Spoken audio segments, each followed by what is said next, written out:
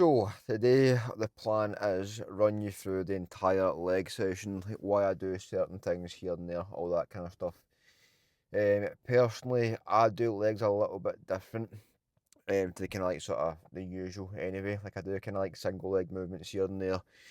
With my sets, it's no more like a kind of, it's not really a top set back off. It's more like a kind of top set, like a kind of, I then change the tempo, which kind of results in a bit of a back off. You know what I mean?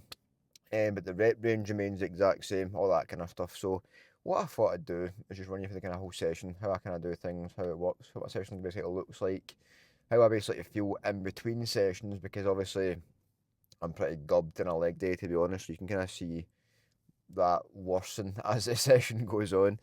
So I'm going to go in, run to the kind of most of the session. I won't show you like abs or calves because it's like, let's be real, it's the most boring shit ever to watch, man. So I'll show you like leg extension, ham curl, squats, hack squats, leg press, all that kind of stuff. But I'll ignore all the boring stuff because it is, of course, just boring. So I'll see you in the gym.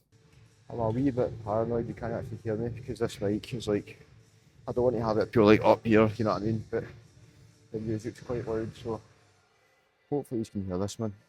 But that was a good set. Last week I got 92.5 kg for 11.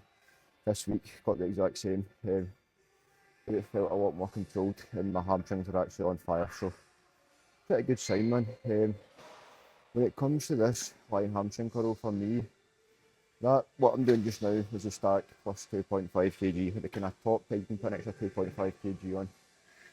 So it's basically the entire stack that I've got on this. I can't go any heavier because the machine is at a, you know, those wee flip ones, so I can pin the people in, I can actually just change, you know what I mean? So it is a kind of wee like flicky thing. So I'm basically kind of limited to what I can put on it. So what I kind of try and do every week is literally just focus more so on the actual like execution in terms of like kind of controlling, changing direction, just tempo in general. When you can't add like extra load, that's a really idea to kind of start finding wells kind of basically wells kind of focus on, so to speak. So for me, I can focus more on the tempo and like pauses in certain directions, all that kind of stuff. But I can't really do that when it comes to. Aye, sorry. So what I was saying, basically, a wee flicky thing, so I can't really change the weight that I'm using. So I focus more so on the actual control and the movement more and more every week. Once I get to a point where I'm doing like say 15 reps of the stack, it becomes a bit of an issue, you know what I mean? I might change to something else, or can I put it later in the session, something like that. For the time being, my rep range is 7 to 10 and I'm hitting 11, so I'm kind of just over it, it's not too bad, you know what I mean? So, aye, but for the time being, I can deal with it, you know what I mean?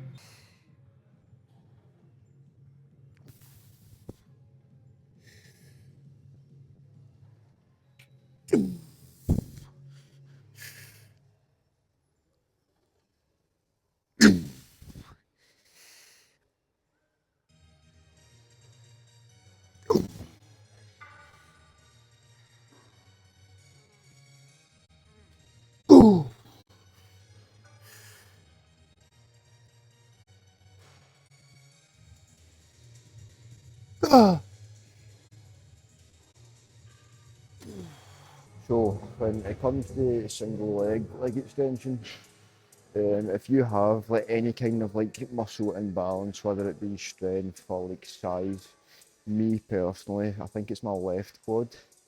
Weirdly enough, left quad is weaker, but it's bigger. My right quad is stronger, but it's smaller. So I kind of have this sort of like weird muscle imbalance. So what I do is just do single leg extension. I think since starting doing that, it's definitely helped kind of improve the sort of size difference. Strength wise, I do feel my right leg is a lot stronger. Now I'm obviously right footed, right handed, all that kind of stuff, so it's like that will naturally feel more stable and more stronger, which is just kind of a given, you know what I mean? But when it comes to size, like strength doesn't really matter. What I kind of tend to do is try and kind of match reps. So say for example, my right leg I get 9 reps, right? Then my left I only get 7. I'll then basically do kind of small rest pause sets to basically get 9 reps on the left as well. So if I'm getting say 9 on the right, I'll do as like many rest pauses as I need to until I get 9 on the left as well. So it's just a kind of a wee sort of a tool you can basically use, like rather than kind of like, okay, my left leg is weaker, I just need to deal with it, like you can actually kind of fix that. It won't be fixed in a week, but it could take you a few months and it will be kind of develop a little bit.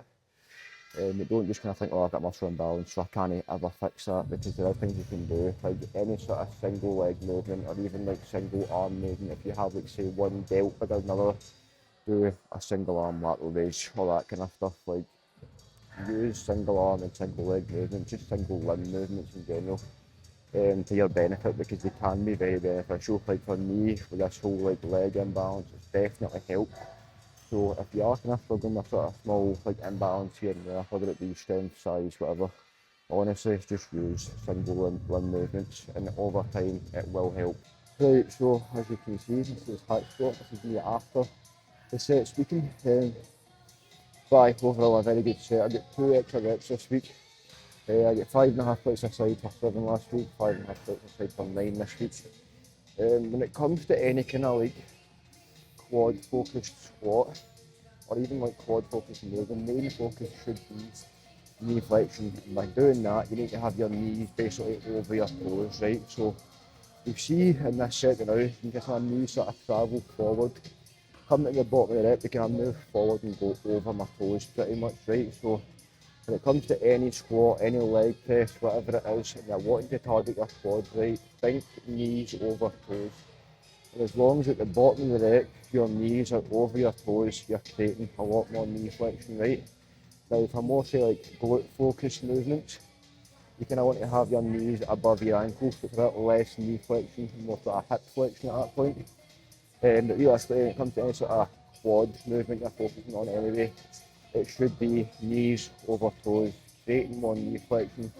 So you can see here, obviously towards the end of the set, I'm like, the last rep or two should be hard, but it shouldn't be a pure like canter, like, oh, this is absolutely easy. Yeah, I'm getting knee flexion, so it's completely fine, I'm targeting my quads, like, nah. Obviously you want knee flexion, and you also want maximal effort as well, so at the end of my set here, I'm struggling on the last kind of rep or two.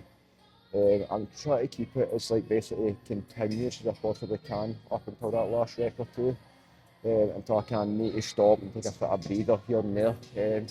But if you can basically keep your set flowing as long as you possibly can, just keep going for it.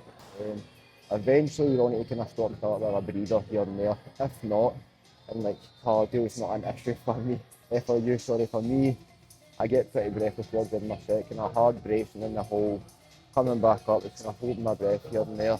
I get pretty breathless, right? So I need to kind of stop that sort of last rep or two. But if your like legs are feeling before you take a breather, then absolutely amazing, spot on. For me, unfortunately, I do need to kind of stop, I need to breather here and there. I know, just a pure fatty, man. See, sometimes, man, I think things just try to absolutely write me off, because doing leg press after a hack squat, I don't know what it is, man, I just feel absolutely ruined, but it's sort of a good feeling, you know what I mean? So, obviously, like we've talked about, and it's definitely working, it's pain, man, it's pain. When it comes to hack squat and leg press, like I mentioned before, I do it a little bit differently. So, with my second set of hack squat and second set of leg press, what I do is hold a count of 2 in the hole. So, sorry, pardon me. So on basically the second set of hack squat, what I do is drop to 4.5 plates aside rather than 5.5 plates aside. But in the hole, basically pause for a count of 2. At leg press, it's the same situation. I go from like 6 plates aside to I think it's 5. I've got it in the sheet, obviously, I'll get it up. You'll be watching probably right now, to be fair. What I basically do is hold for a count of 2 in the fully lengthened range, i.e. the very bottom of the rep. And it is like excruciatingly painful towards the end of the set, but in a good way. So the reason kind of behind that, it stops me kind of like bouncing out the hole at the bottom. It basically requires me to use a lot more control and actually kind of think more about the changing direction. So I know there's like studies and all that basically say, okay, the lengthened range is the most important range, the movement, all that kind of stuff, which I'd probably agree with. But at the same time, it's not about just kind of spending more time in that sort of lengthened range, although it does do that, which is great. it just kind of forces me to like not bounce out the hole and actually kind of control the load more. So it's a lot safer for me on the second set pretty much now. I'm not saying on set one I pure like bounce out the hole and like pure ego lift beyond belief, because I don't do that at all. But in the second set, I just think like a bit more cautiously. I was like, okay, I'm at the bottom now. Okay, I'm controlling the weight here at the bottom. Then again, just pressure straight back up to the top again. It's a kind of continuous flow, but because I'm kind of spending more time in that length and range, it literally is just like frying my quads from like say rep 3, rep 4. So it's painful, but it's a good pain. So you probably watched it by now, but I'm probably just yapping over it. Next we have single leg lengthened partials on the lying ham curl. So I'll show you that in a wee second, man. Right, so single leg lengthened partials on the lying ham curl. Now, if you're someone that's like me and you've got pretty shit hamstrings, it's pretty good to add a bit more volume here and there. Now, obviously late in the session, it's pretty hard to get your hamstring like fully short. If I was to go back and say do like a seated hamstring curl, like another like lying ham curl variation, chances are I wouldn't be able to get like much out of a kind of full range of motion, so to speak. So the reason that it's lengthened partials and not like entire full reps is because I can get more out of a lengthened partial than I can at a full rep. You know what I mean? Like I might only get say 5-6 reps at a decent weight going for like full reps. If you're lengthened partials, I'm getting lengthened partials. I'm getting more at that kind of lengthened range. I can just get more out of the movement in general. So what we basically do is do one set of length, well, one like full set and a wee rest pause set. So basically go to failure, which is usually around 10 to 15 reps. The reckon it is 10 to 15, but I'm kind of around sort of like 12-ish reps just now.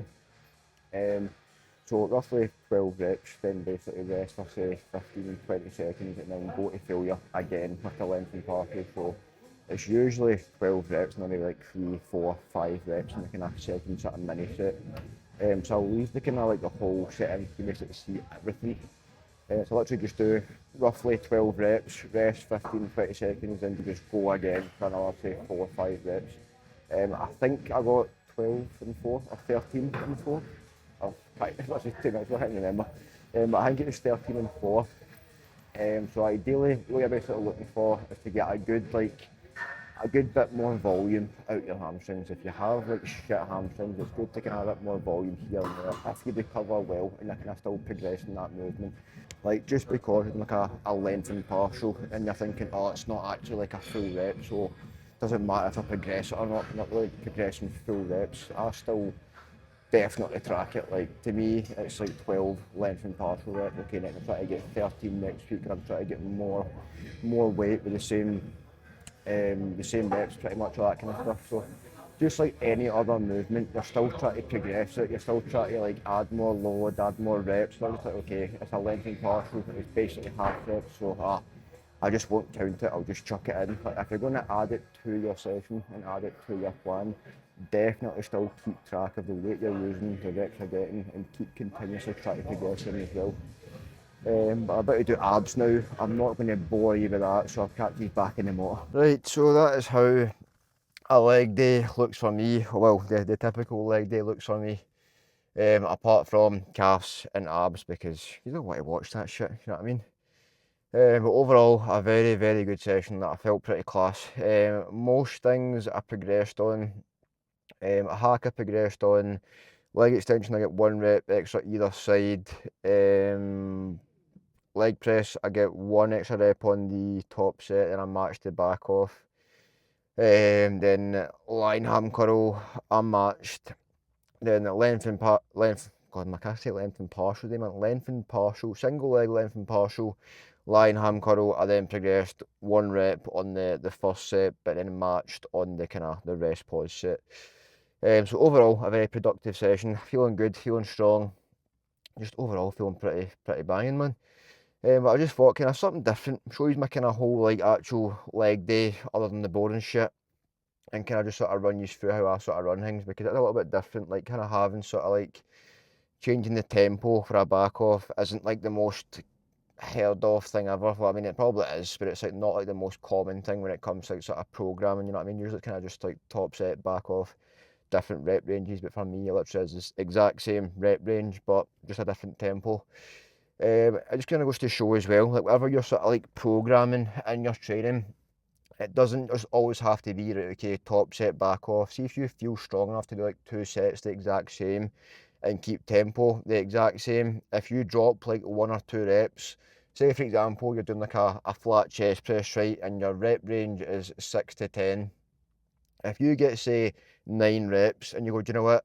I'm going to do 2 sets of 6 to 10, then your second set you get, say, 7 reps and you're still in that rep range with the exact same weight. If that feels good for you, go for it. I mean, like, there's so many different ways to train. It's not like a pure case you have to do, like, say, top set, back off, or you have to do this or have to do that. Whatever works for you, whatever you enjoy the most, whatever feels good for you, and I cannot speak today, man. Oh my God. And you recover efficiently.